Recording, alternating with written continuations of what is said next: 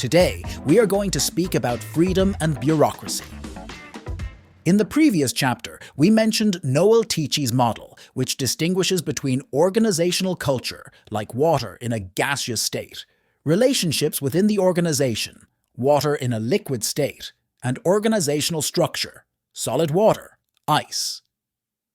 After dealing with organizational culture, this chapter focuses on the solid aspect, the organizational structure. First, let's define organizational structure in its broadest sense. The term organizational structure primarily refers to the reporting relationships within the organization, who reports to whom. Additionally, the organizational structure encompasses the core processes that drive the daily operations, various methods, job definitions, and the main mechanisms through which the organization functions. It should be noted that regardless of the formality and official documentation of the organizational structure, what matters is that these definitions are generally known and accepted by most employees. The point of interest regarding organizational structures is their rigidity, their level of flexibility, or, as we like to say, how loose they are. Yes, loose. We prefer our organizational structures to be loose. But before delving deeper into the organizational structure, let's consider the concept of freedom. Throughout history, people have fought for their freedom. The French Revolution and the American War of Independence are considered some of the most significant historical events, even more than 200 years after they occurred.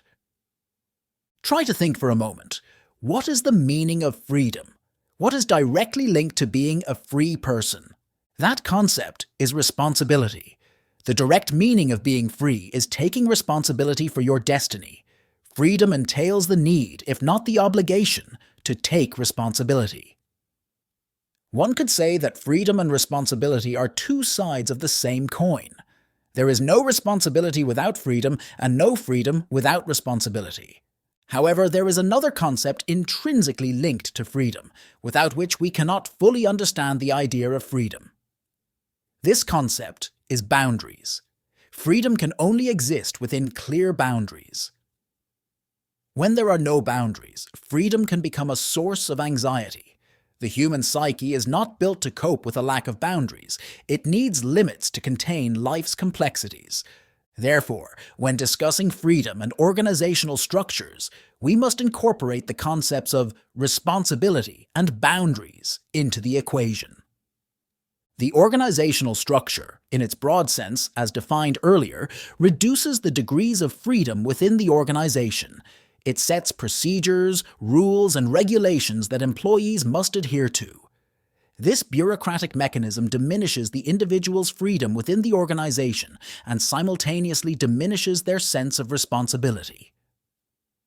The less freedom an employee has, the less decision-making space they have, and the more actions taken above their head without their involvement, the more their sense of responsibility dulls.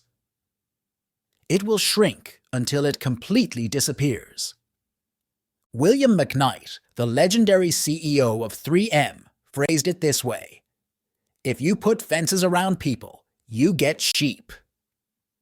This wise statement encapsulates the central mistake in the perception of boundaries within an organization.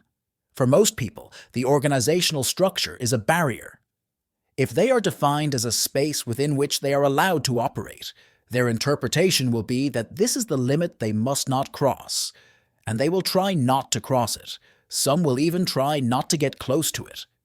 In other words, what the organization sometimes defines as a minimum becomes the maximum when presented as a boundary.